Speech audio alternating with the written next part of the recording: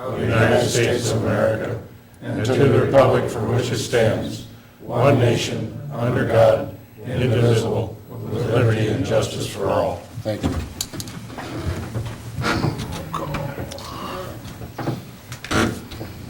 Call the meeting to order. Could we approve the motion to approve the agenda? Or no, roll call, excuse me. We have roll call first. Nelson? Yes. Knapp? Yes. Rexinger? Yes. Goodchild? Yes. Wick? Yes. Now I'll make a motion to approve the agenda. All right. I'll second it. Motion made and second to approve the agenda. All those in favor say aye. Aye. Opposed, motion carried. Want to welcome everybody in the chamber today, and Thomas with the Lamar's Daily Sentinel, and particularly you people that are watching over the television, wherever you may be. The first thing on the agenda is we got a hearing today, and it's the Building and Construction and Fire Code Regulations. At its September 20th, 2016 meeting, the council established this as a date and a time to hear public comments regarding proposed amendments to Chapter 155 Building and Construction and Chapter 156 Fire Prevention Code of the City of Lamar's Code of Ordinances. The staff recommendation, at this time, I'm going to open the hearing and ask if there's any written or oral objections or comments to this proposal. I will ask once again if there's any written or oral objections or comments to this proposal. See being none, I'm going to close the meeting at this time. And if anybody has any questions, council members, or anything on this, please. Are we allowed to add to this list? Yeah, this is just adopting what the state currently has, and then we have our own stuff also in our city code that we have Or later. if we want to add something to our city code, does that come separately, or does that go? Separate. That would be You separate. have the right to be more stringent than the state code anytime you wish. I would really like to see this city look into making mandatory on new construction, at least the pipe works for radon abatement. Because I think it's going to come very soon from the state, where it's going to be mandatory required testing. And we might as well be putting it in our new construction. It's a lot easier during construction than it is after the fact. So it's just something I want the city to consider, but I didn't know if this is a place to interject that or not. Yeah, we could do that through the building code. They did just recently make it mandatory for preschools and stuff now. Yeah, it's coming. It's coming, It's you're right. coming, period. It's gonna be just like septic systems, that you're gonna have to have homes tested, and whether you choose to abate or not is gonna be up to the individuals. But if the system is at least passively installed in new construction, it costs a fraction of what it costs to go in through an interior of a finished home. So I think we should look at that in new construction as a city, so. Good point, Clark. Whenever, wherever we can get that interjected, I would like to look into that. Say, Clark, it is, we can look at it, Greg, but in the books, at least it was in years past, there's the normal chapters, and then there's appendixes in the back, which are just basically additional chapters. The state typically has just never adopted those. They take those out. But there's already a chapter in the back of the building codes that addresses radon. I mean, so if the city wanted to do it, we would just, Adopt that. in this, we would adopt that Appendix G or whatever it is Okay, as part of our building code. right. I mean, Okay. so the process is there. The chapter's already written, it's just a matter of adopting it. All Does that right, answer your Yeah, question, Clark? absolutely, Okay, absolutely. I'd entertain a motion. Motion adopting the first reading of ordinance number 927, amending Chapter 155, Building and Construction Regulations, and Chapter 156, Fire Prevention Code of the City of Lamar's Code of Ordinances. Second. Motion made and second, approving the first reading of the ordinance number 927, amending Chapter 155, Building and Construction Regulations, and Chapter 156 of the Fire Prevention Code of the City of Lamar's of the Code of Ordinances. Could we have a roll call on that, Bev? Goodchild? Yes. Knapp? Yep. Nelson? Yes. Rexinger? Yes. Wick? Yes. Motion carried. We're going into general discussion is our next on the program. And the way we handle our general discussion is that anybody that has comments, good news about our town or our city, or any comments or concerns, we ask them to step to the podium and state their name and address. The council cannot vote on anything, but they're always willing to listen to anything that anybody has to say. And today I've got, first one is Jerry Reardon, is going to be sharing some good news with us. I'd like to report on how we're coming on the the Lamar's Betterment Foundation number 2. We're about $328,000 away right now from raising the $2.5 million that we have to match with Wells funds. But I want everyone to know that we're about $3.5 million away from what we need to get the $8.5 million for the 10 total projects that we have projected in our bulletin. It's very important. We got a great group of people working on this. No one is laying down on it, and we've trying to bring the thing to a close. So if people will step up now and help us, we're trying to get it done. It's very important to the city of Lamar's. The next thing I'd like to do is I'd like to present a check from the Lamar's, or from my daughter and her husband Kyle Black, to the Betterment Foundation of Lamar's. And if I could do that at this time, I tell you what this check means. It shows how important this community is for the last 50 years that my daughter and her husband have lived here and raised their family here, and what it means to them to do this for the city of Lamar's. And if I could present this to the mayor and Scott Langwell. This shows how important this committee is as far as my family and my daughter feel. Here's a check for $100,000.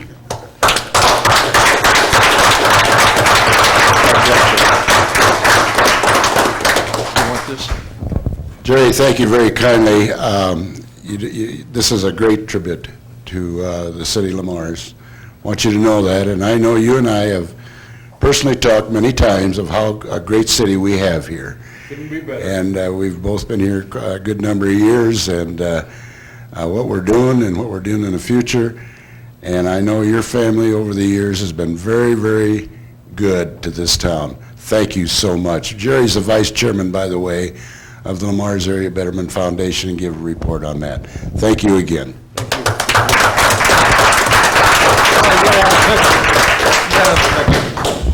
You gotta have a picture. I thought you'd already done it. No, you gotta have a picture. You gotta have a picture. You gotta have a picture.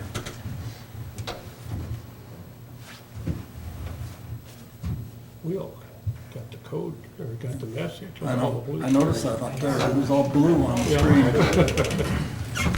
Blue and black all the way around. Except for Rex Michael. Yeah, Johnny's a little off, but that's all right. We're blue and black. Must not have got the text message from Scott. Jason and I are on the same page. Okay, any further discussion on general discussion? Does anybody have anything? If not, I'm going to turn it over to the Thumbs Up Award. John? Nothing, Your Honor, except maybe, Scott, you want to update us on the status of the intersection? Plymouth and Central. Yes. That notice has been given to the DOT that next Monday, the detour is going to be established, and we're going to bust into that intersection. And that's a thumbs up. Okay. You might have to take that off. Clark? Nothing. Nothing. Steve? Two things. First, thanks to the Fire Department and Rescue for their great pancake breakfast the other day. It was awesome, well attended, nicely done. And the other one is lighted sign at the golf course, how nice it looks when it is lighted. Thank you. Thank you. That does have made a real improvement out there, didn't it? Rex? I got one. City Attorney Joe Flannery. I don't know if attorney ever gets one from me, but a few weeks ago, we voted as a council to purchase the Motor Inn property. And Joe had to put together a simple purchase agreement.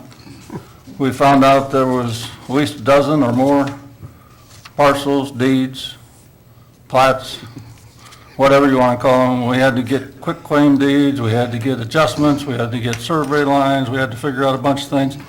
And he is relentless.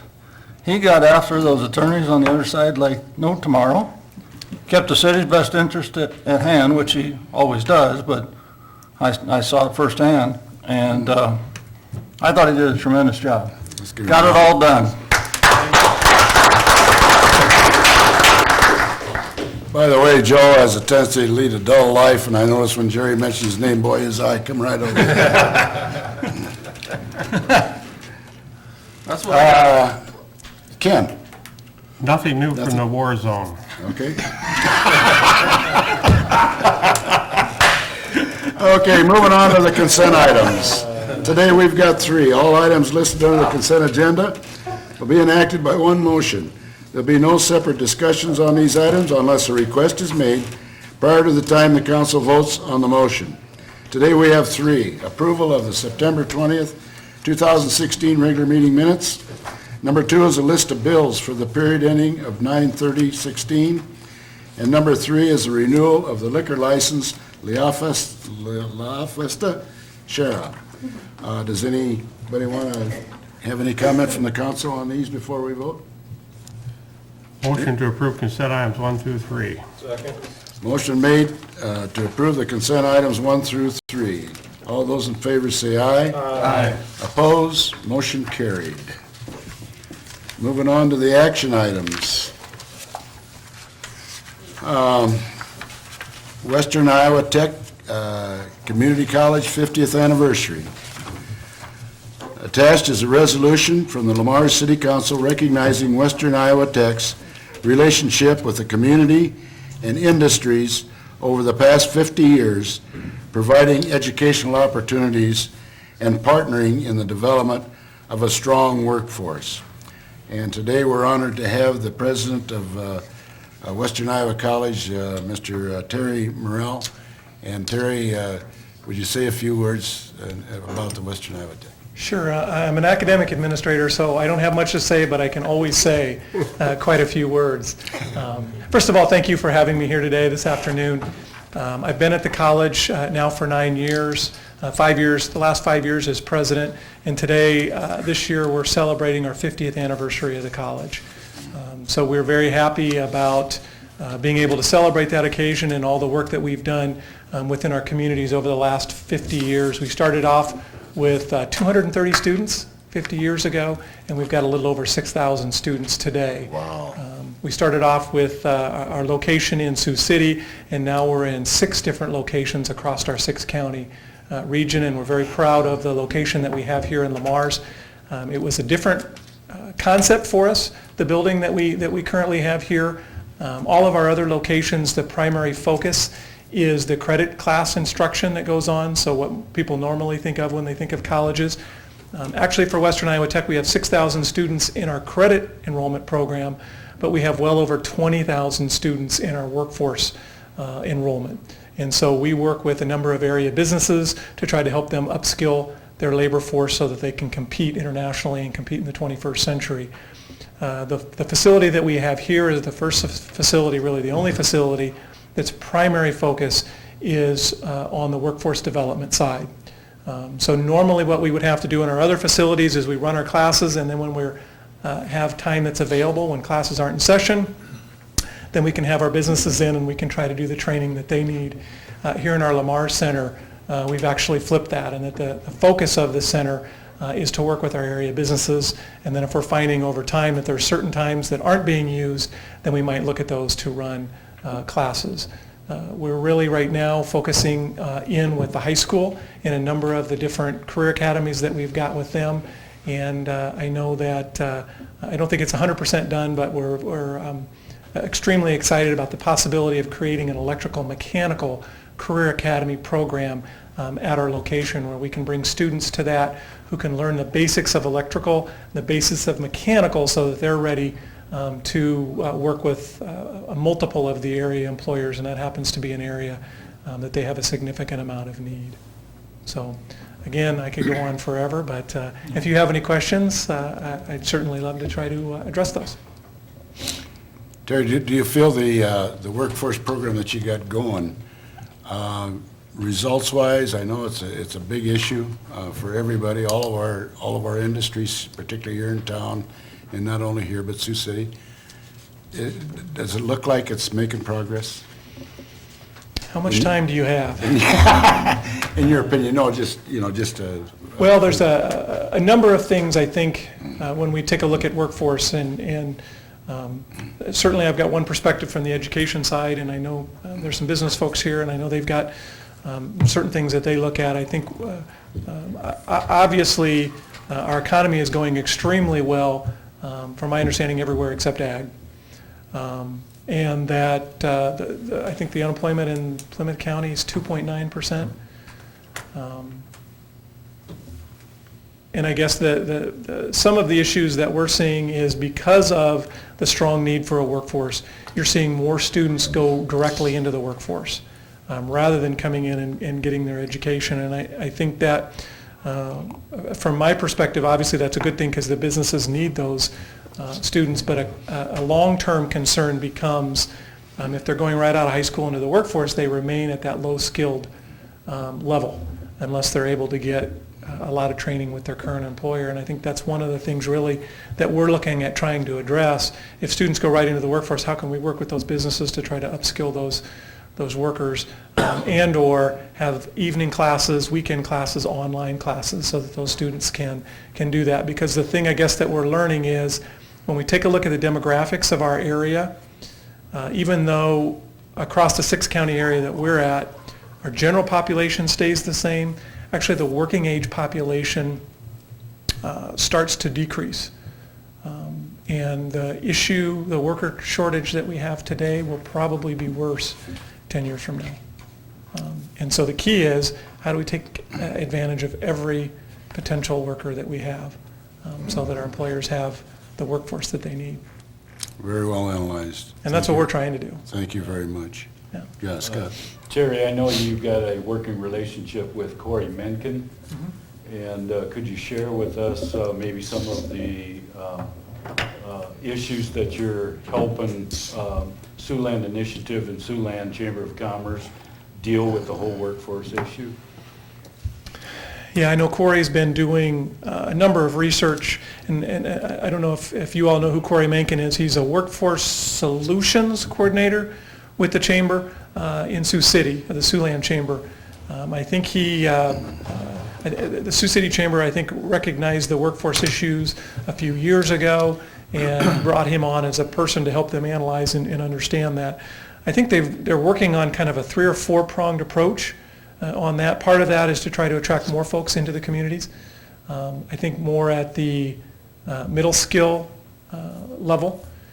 Another is to certainly work with the area businesses to try to put more emphasis on training of their current workforce, realizing that maybe your low-skilled workers of today need to be your middle-skilled workers of tomorrow, and potentially your upper administration in a few years. And then I know he's working with all of the educational entities in the area, particularly on the Career Academy front, as well as trying to get early to even middle school, high school students and let them know about the potential employment opportunities that exist. You know, a lot of times young folks think that they have to leave the area to have opportunity, or that they want to leave the area to have opportunity. And the reality is there's probably more opportunity here, certainly than many other communities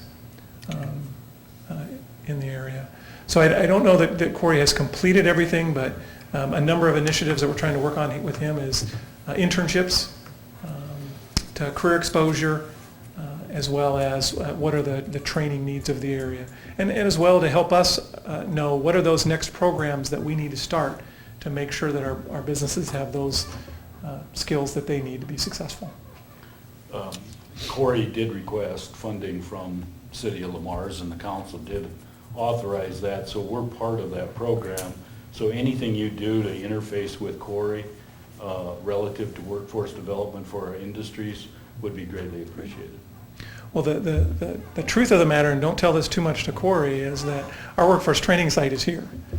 Our workforce training site is not in Sioux City, and so we do bring some Sioux City companies over here, but and we certainly try to serve Sioux City as much as we can. We just have to try to fit them in with some of the other things that we go on. So definitely we will keep you in mind and continue to work with the local area businesses to make sure that they're able to be successful. Thank you. Yep. Terry, does anybody else have any questions for Terry? We're very much appreciative of Western Iowa Tech's presence in Lamar's. Thank you. Yes, Well, we're proud to be here and proud to be a part of the community and want to help in any way that we can. I echo that with John on behalf of the city, and thanks for coming today. We appreciate it. And before I go, I do need to say that with me today is Neil Adler, and Neil is on our board, and I hope that you all know that if you don't. And Neil is a great conduit, and Neil certainly works with me to make sure that we're meeting all the needs. But if there's something that you identify, certainly are willing to call me, please do, but you can also share with Neil, and we'll try to do everything that we can do to help. Okay, thank you very much. Thank you. Thank you. Entertain a motion? I make a motion adopting resolution number 1637, commemorating the 50th anniversary of Western Iowa Tech Community College. Is there a second? I'll second. Motion been made and seconded, adopting resolution number 16-37, commemorating the 50th anniversary, Western Iowa Tech Community College. Could we have a roll call vote on that, Ben? Nelson? Yes. Knapp? Yes. Goodchild? Yes. Wick? Yes. Rexinger? Yes. Motion carried. Next item on the list is number 2, the assistance request from Wells Enterprises Incorporated. Wells Enterprises Incorporated is proposing expansion of its business operations and creation of additional jobs in Lamar's, Iowa. Wells Enterprises is pursuing financial assistance for a portion of the cost of this project, and as such is requesting approval from the City of Lamar's to submit applications to the Iowa Economic Development Authority for the funding through the High Quality Jobs Program. The LBIC is recommending city fulfill the local match with local tax abatement as allowed by Iowa Code Chapter 427B. The financial impact represents this represents a pass-through grant only, and the tax abatement amounts of $399,100 over the 5-year period. And I see Neil, our LBIC director, or economic director, is here. Neil, you want to expand on that just a little bit? Sure. If I could, I'd just like to quickly thank the council for their support of Western Iowa Tech and recognizing what they bring to the table here for our region. I made the comment at the supervisors that I think a great part of the growth has been stability at Western Iowa Tech. Over that 50 years, Terry is only the third president that we've had at Western Iowa Tech, and we certainly hope that he continues that venue of long-term legacy at the college. So thank you. Yes, it's always a good day when we can talk about significant expansions and the creation of jobs here. And as the mayor spoke about, Wells Enterprises is undertaking a significant expansion at the Southwest Cream Plant. And with that comes an application to the state of Iowa for assistance. We've gone through the initial process with the state. They have acknowledged a significant number of jobs that will be created that qualify through the state's programs, and is set aside an offering to Wells Enterprises to assist with the project. Part of the application process, as many of you know, if you've been here for years, we've done this many times, is a recognition by the community and support for the project and the application, and then also the local match. And that local match, as the mayor spoke about, is that 5-year partial tax abatement can be used for that. With the preliminary numbers that we got, the mayor was right in the fact that the total abated amount that we're looking at over 5 years is $399,000. It's anticipated with the preliminary numbers that the annual taxes on this expansion are going to be about $178,000. Now, I do want to state that these are preliminary numbers. They've been moving a little bit, and they're moving up. They aren't moving down. So these numbers may change just a little bit. It does not affect what you do today, because if the tax, obviously the tax numbers go up higher, the abatement's just a little bit higher. But keep in mind that these are new taxes. These are not taxes that we're generating today. There'll be new taxes into the future. We're not giving anything away that we are currently getting today. And the 5-year partial tax abatement amounts to about 45% of the total tax over that 5-year period. So with that, and I did say that there was the numbers are moving a little bit. You see in your packet, the capital investment is approximately $29 million. I learned this morning that actually the capital investment is going to be more in the, closer to $40 million for this project. So with that, we ask for the council support for the project, and I'd be happy to answer any questions that I can. If there's something I can't answer, Leslie Bartholomew is here from Wells Enterprises, and I'm sure that she would be more than happy to speak to I think it. the key thing, Neil, is that you said, is this is new tax revenue that we're giving some of the new revenue back, but we're still going to get 55% new revenue. That's correct, and after that 5 years, you'll be getting all of And I it. get 100% after 5 years. Correct. So I'm not giving anything back that I have right now. Exactly. I'm just reducing for the first 5 years and to get 100% of a $40 million project in the future.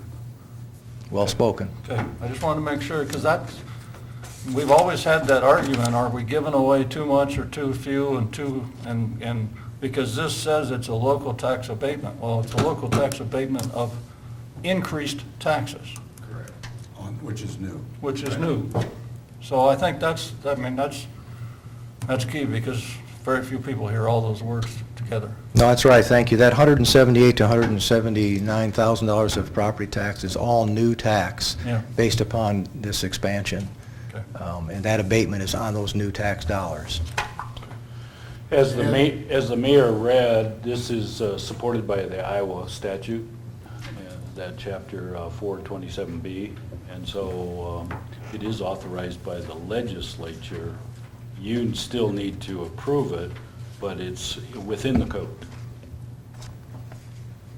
I think it's just one more example of we do everything we can to help our local industries. And I think it's great. We've always tried to establish and maintain a business-friendly environment for our companies, and I think that's been proven by the growth that we've seen. So a motion adopting resolution 1638 approving high-quality jobs program application to the Iowa Department of Economic Authority for the expansion project at Wells Enterprises, Inc. Is there a second? So moved. Your motion, should the motion also then include, reflect the tax abatement, because that motion really doesn't, does it? The resolution does. The resolution. It's part of the resolution. Okay. All right, excuse me. Motion been made and seconded, adopting resolution number 16-38, approving the high-quality jobs program application to the Iowa Economic Development Authority for the expansion project of Wells Enterprises Incorporated. Can we have a roll call on that, Jeff? Goodchild? Yes. Rexrodo? Yes. Wick? Yes. Knapp? Yes. Nelson? Yes. Motion passed. Thanks. Thank you. So that Leslie's person has got to realize we're within 300,000 on 2.5 million. Yeah. Okay, that's the first item she's got to take back home. Yeah. I actually wrote that down. I just wanted to help you out here, okay? Yeah, we'll be very happy, actually. Okay, and then we approve this one too, and you're gonna pay half taxes for 5 years. So thank you, definitely appreciate it. So yes, take them both, announce it when you walk in the door. And relate back that we're still operating under the 3 Ps, the private-public partnership. Absolutely, absolutely. Teamwork. Thank you, Neil, and thank you, Leslie, and for what we've got here. Okay, moving on to discussion. John, anything? Scott Clark? Just curiosity, where are we in our hanging branches from this early summer storm? There was some left up in trees that, I mean, how are we coming on all that, just overall? It's still on the list. Okay. I'll go through that just a little bit, but I think we took 15 complete trees out of your municipal cemetery, and numerous parks have had trees taken down, and that includes the hanging ones. Okay. And so we're systematically trying to take care of it. We've got a lot farther to go. Because I know we're coming on a windy season and, you know, just the dangers thereof, and so I was just kind of curious. Second thing on that was, kind of, where are we on Highway 75? It's Business 75 with the water. Can you bring us up to date on that too? Yes. Or you can wait if you want. No, that's all right. We're frustrated, to say the least. It just seems like one form of delay over the next. Of the 16 water service lines that needed to go in the new main and get reconnected to the 16 property owners, all but 4 of those were connected as of first thing this morning. They're hoping to have the final 4 connected very soon. I better not say today, because then that'll get delayed, but that's kind of what I've been told. Then that'll subsequently be followed with the curb and gutter on the west side. So once the main's been in and fully energized, fully tested, energized, and now, again, like I said, 12 of those service lines are in. We're waiting for the final 4 to get in. And we didn't want to have construction on both sides of the road, just from a traffic safety standpoint. So we wanted to get those service lines in first, and then they would jump on the west side and do the curb and gutter. Where I'm going with this is, given the history of the 4 blocks we did, do we want them opening up the next section, even though they say they're willing to? This year with the time of year? In 2 prior meetings with Vanderpool and the engineer Slofeld, I voiced that as a concern in both of those, and it remains a concern for me. And they know that I have put a moratorium on going farther north until such time that I see the first floor blocks completed. Right. We're not going to stay tore up all winter long, is the moral of the story. So if, first things first, we got to get the first 4 blocks done.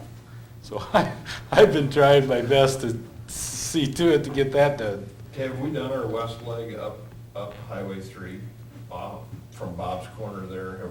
Isn't there a leg that goes west too? There is, but that can't be done until we bust into the intersection of 3 and 75. Okay. Of which the moratorium included that intersection. Okay, I was curious about that. So, no, that western little connection is also not done. Not even started. That can't be started till we open up a pretty good sized hole right there in the intersection of 3 and 75. So that would be part of the north The project? next phase, yeah. So that you're gonna kind of call the shots on that, whether you feel, I mean, I'd say it's a concern, because we're coming, middle of October, okay? So, Well, we're 4 months in and we got 4 blocks done. what I also don't want. If you want to give them credit for 4, and we've only got, if we only got 2 months left before snow flies. Right, and I also don't want it holding up any white topping projects or blacktop, and I realize that the next section isn't part of. Well, white topping is end of return south side of 3 and 75. Right.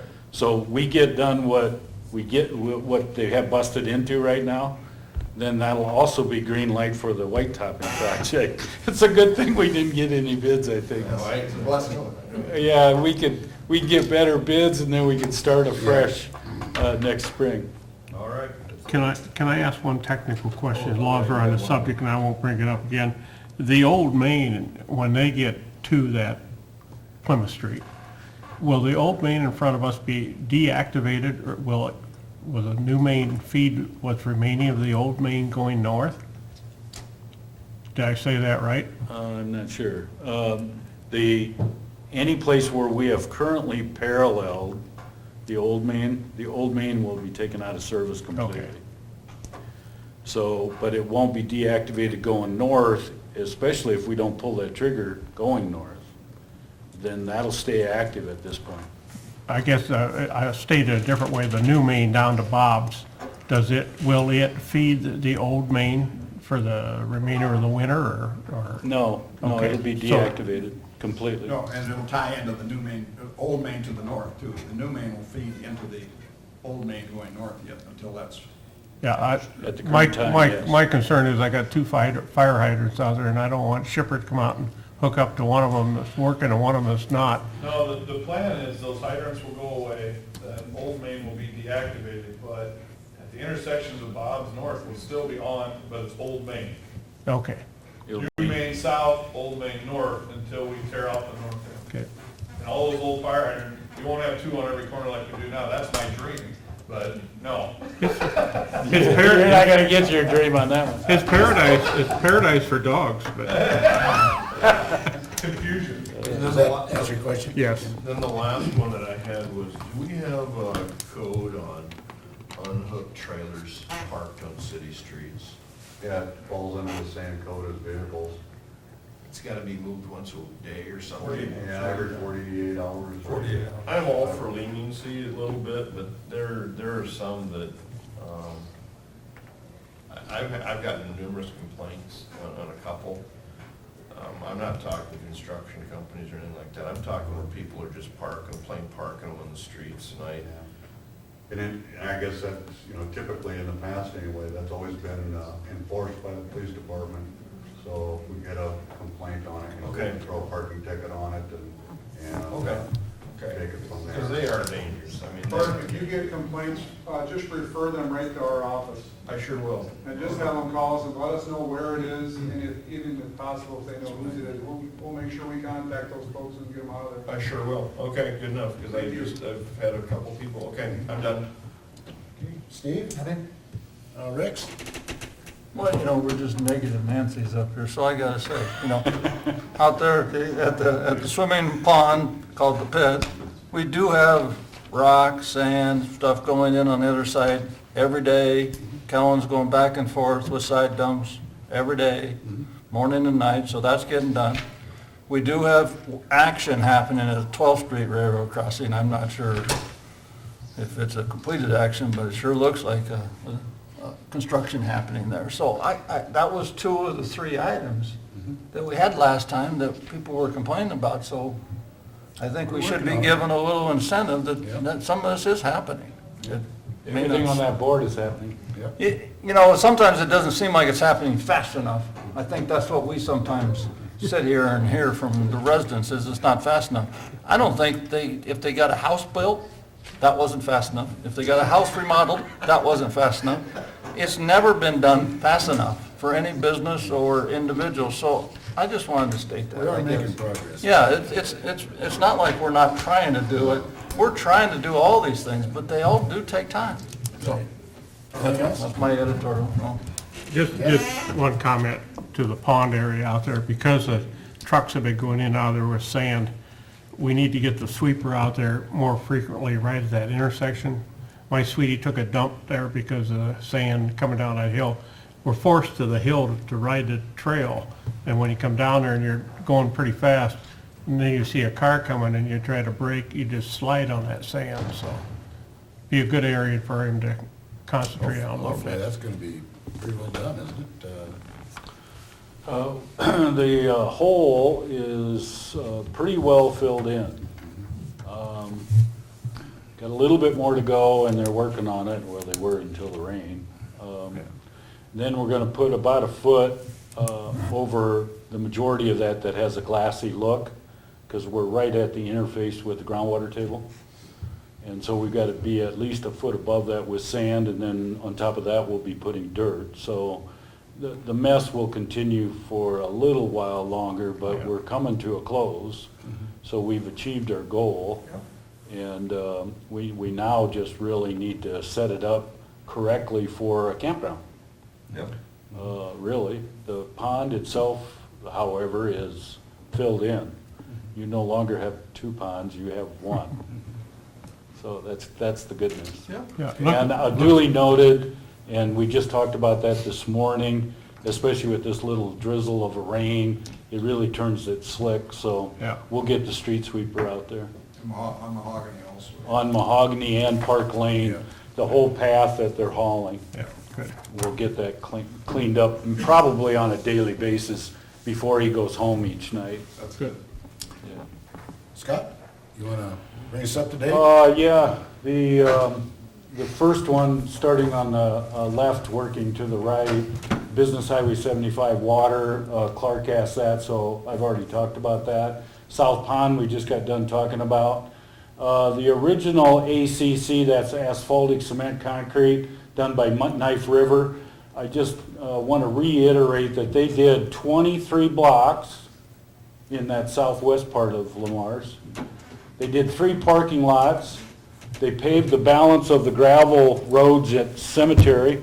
So now at Municipal Cemetery, you have nothing but asphalt roadways up there. So it is, at least for the first round of asphalt, is completed. Park Lane got overlaid. But then we turned around and we also got prices from Barclay to do 9 additional locations. And I'm happy to report that 5 of those are done. And some next week and some the week of the 17th of October, they're going to come in and do the 4 that are not done. And I know, John, you brought up the potholes on Business 75. Several of you brought up the potholes on Central Avenue. 2 of the 4 are those. The one that you brought up, Clark, which is 6th Street South from 4th to Central, that's also part of the 4 that's still going to get done. Dogwood is a private subdivision, but as you know, we bid and let the contract for the utilities, that's the sanitary, water, and storm. I'm happy to report that they're on the verge of having all of the utilities in. That's really good news. Steve Schuster wants to have Bainbridge pave that yet this fall. So he fully intends to have 100% functional Dogwood second edition completed yet this fall. I believe he is actively out selling, and I want to quote, maybe 2 or 3 of the lots are sold. So things are happening up there. Crescent Ridge, you awarded last council meeting, and we're going to have a pre-construction conference on those utilities this coming Friday at 11 o'clock. So Holstein from Minnesota is going to be coming down very shortly, probably next week, to start the utilities out on Crescent. And I know, Rex, you've been involved with Anthony. Jesse Anthony wants utilities in the worst way, and it looks like we're going to get those for him. Airport, S&W is sewer and water. We have redone things out at the airport, both the terminal as well as Wells's hangar, and a potential new hangar on that site. And the new hangar wanted sewer and water, so we redid it for all the entities out there. And we have new water, new sewer lift station, and that is functional at this point. Blue Diamond Sewer and Water both got in, as that was part of the utility relocates for CSS when we were going to put the police department there. But irregardless of that, the sewer and water's been relocated. So it will no longer go underneath existing buildings, at least the functional sewer and water. The old pipes will stay in the ground. That is also functional. CSS, going further with that on the top of the middle column, we have tested for asbestos now that we have to tear that building down. It does have asbestos. So Jason is out getting quotes from 2 or 3 contractors to abate the asbestos, and we hope to be in full swing of that next week. But Where's it at? we got some in the roof, the floor tile, and the glazing holding the glass in. Once the asbestos is done, we're under contract with Kellen Excavating to do the demo of that building. So that's been contracted. LIP is the Lamar's Industrial Park. 2 detention basins that were 100% clogged and plumb full have been grubbed out by David Clark. Joe with Lieber is leveling off the nightmare that they created by borrowing the dirt, and that's been going on for 2 or 3 days now. And then I've asked Colbeck to de-weed the area, and he's de-weeded about 4 different areas along Business 75 on those lots we can't sell. Number 2 is up there where the borrow site is. Number 3 is west of the Burlington Junction transload. All those have been taken care of. 18th Street gates are going to go in very, very soon. Scott Knife tells me that his contact with the railroad indicate in 2 to 3 weeks we should have gates at 18th Street. Today they're working on the gates at 12th Street, and I'm happy to report that Nystrom Electric, I told you 2 weeks ago, that they were going to relocate and re-plumb our signal pole. That has been accomplished. And so the gates can now go in, and that's why Union Pacific is there working at 12th Street. Also, thanks to all of the effort of Jason, Dick, and Joe, I'm happy to report that 100% of what needed to be collected from the private sector has been collected on the CDBG project. And that's pretty good testimony to say that. The 3-way transaction has been closed, as Rex pointed out. Again, applaud to Joe Flannery. Tonight, we have a comp plan meeting at 5:15 up at the lower level of the convention center. I would encourage all of you to be there. And the reason is we're talking about land use. So if you don't want a 30-plex next to where you live, you better show up. That's an idle threat, but I thought I'd throw it out there. Tonight's the night. Come tonight and tell us what everybody feels, where industry should be in this community, where commercial businesses should be, where multiplexes should be, and where single-family housing should be. That's the key to the comp plan in terms of land use. And that's what's going to be discussed tonight. So I really do believe of all of the 6 sessions we've had, land use is a critical one, so that there is a roadmap for the Board of Zoning Adjustment, for the Planning and Zoning Commission, and for you, the City Council, as we go forward, where things should go, where they shouldn't go. If we don't want 30 plexes to be next to the single-family Ellen Zone addition, then we should be getting that in our comp plan. That's just one example. I want to inject one other thing on that, Scott, is, by the way, we're very, very short of housing here, particularly affordable housing. And we are right now working very, very hard in that direction. In fact, we've got meetings set up for the next 2 weeks with people. And so it is important that what Scott's talking about, that if you want to voice your opinion, tonight's the night to do it. Along with that zoning map behind Joe, that's what we've got zoned right now. So from the past, that's the zoning that we have identified for Lamar's, Iowa. In addition to that, we have the 10-year-old comp plan that I don't have up on the board that shows where land use should be all the way around that map. And if we are about to change that, that's where your input would be invaluable. As the mayor pointed out, we're going to have folks over the next 2 to 3 weeks come from Sioux Falls, South Dakota, come from Des Moines, Iowa, come from Lincoln, Nebraska, to look at our fine community for the purposes of building multifamily units. We're very serious about getting housing. If we need 450 employees in Lamar's, we need a place for them to hang their hat. And we need housing. And so we're taking the marching orders. Dick and I got different meetings set up at different times, different tours set up in Sioux Center and Orange City, and maybe dovetail some of their ideas down to Lamar's.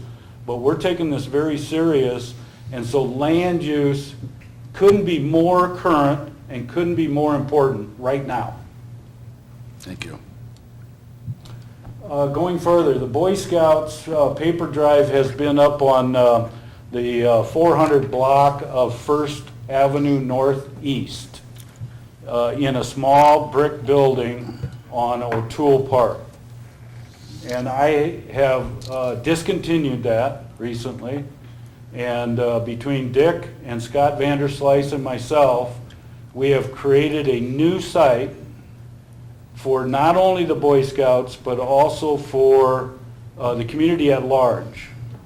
Where that building was only accessible to the Boy Scouts and it was padlocked all other times, the site on 18th Street, specifically Van Sanitation front door, which is 1553 18th Street Southwest, is the address. Just to the west of that office is going to be a new recycling location. And the first Saturday, if they elect, the first Saturday of each month, the Boy Scouts will be given 100% credit for what gets brought in on that Saturday at that location.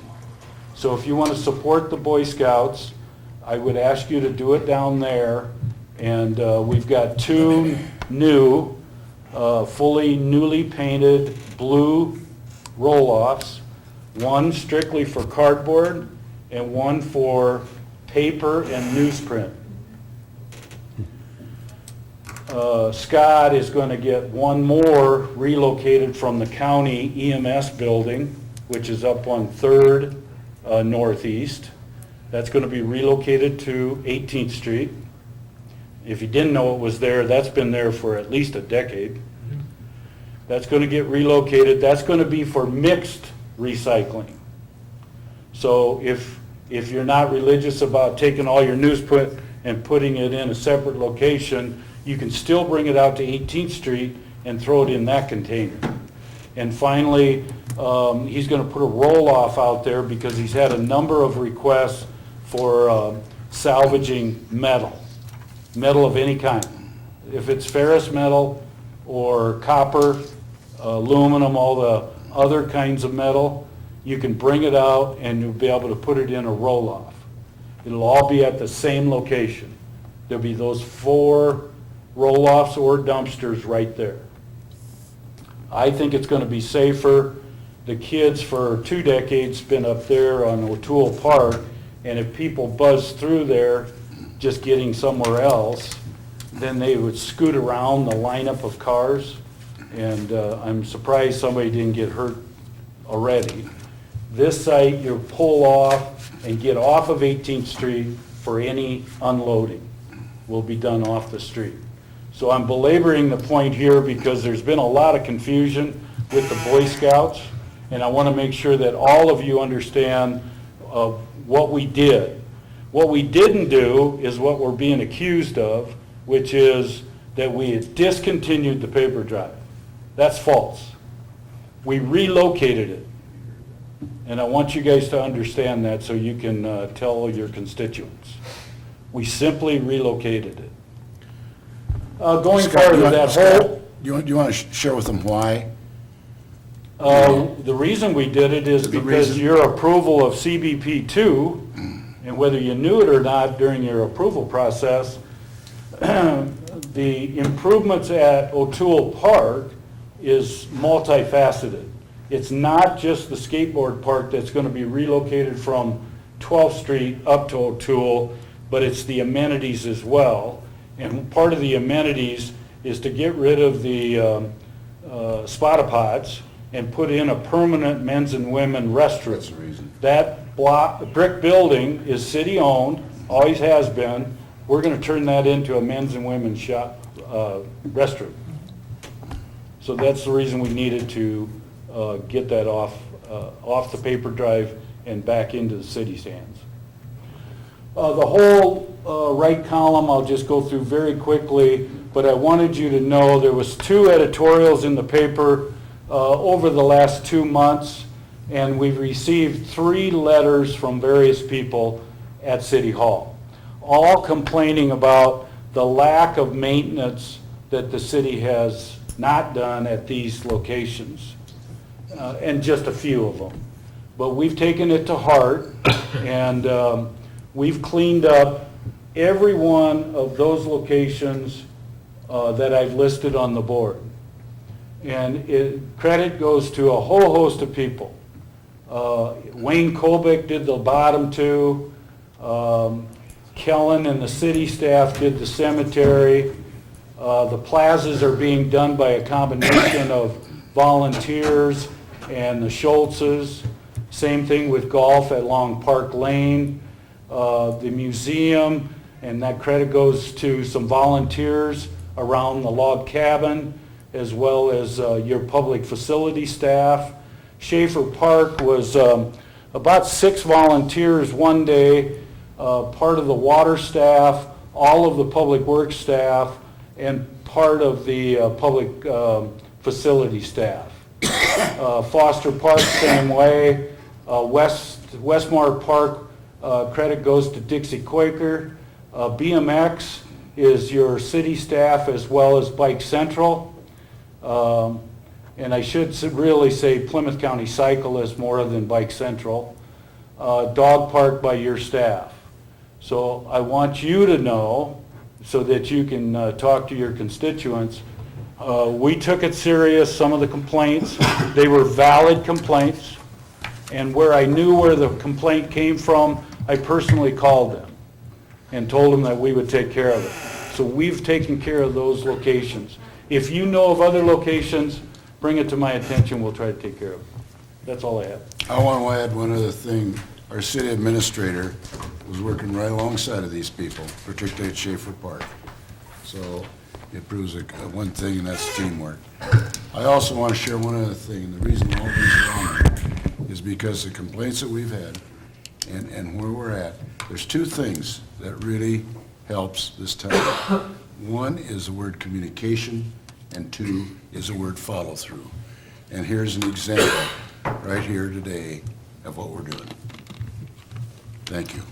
Can I ask one question on Industrial Road between 21st and 27th? When they're regrading that ground, are they going to regrade some type of road for fire emergencies to get through there again, and will it be gated? Yes, and no. Won't be gated. Unless you want it gated, I can gate it if Why you would you want want it to gate gated.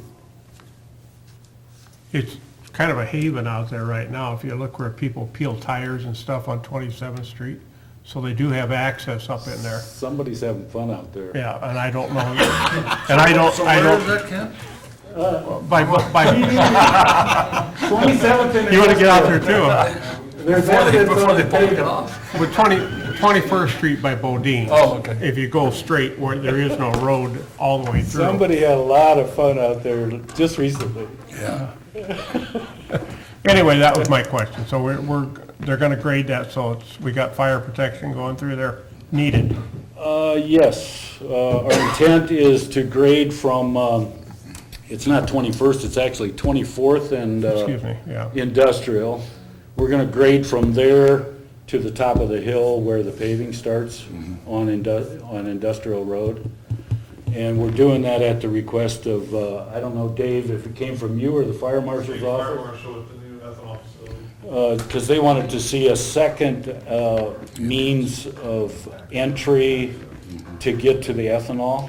And, you know, the only one we got right now is coming off of Lake, 27th and Lake. So to get it from 24th and Industrial, we'll have to grade that. I was gonna ask, because you had a list of about 6 things that he wanted fixed, and have those all been done? They've all been addressed, and the road one, Scott's taking care of it, and we'll finish it up. I was gonna ask. Does that answer your question, Ken? Yes, thank you. Okay. Jason, you've been awful quiet today. Yeah, I'm just listening. Oh, okay. Nothing. See what we're stirring up. Yeah. Again, let me reemphasize, the comprehensive planning meeting tonight starts at 5:15 at the Convention Center, and I would ask for a motion to adjourn. So moved. Motion made and second to adjourn. All those in favor say aye. Aye. Motion carried. Hey, Chief, I want to see you. Which chief? Me? You can't be quick. Him? Me?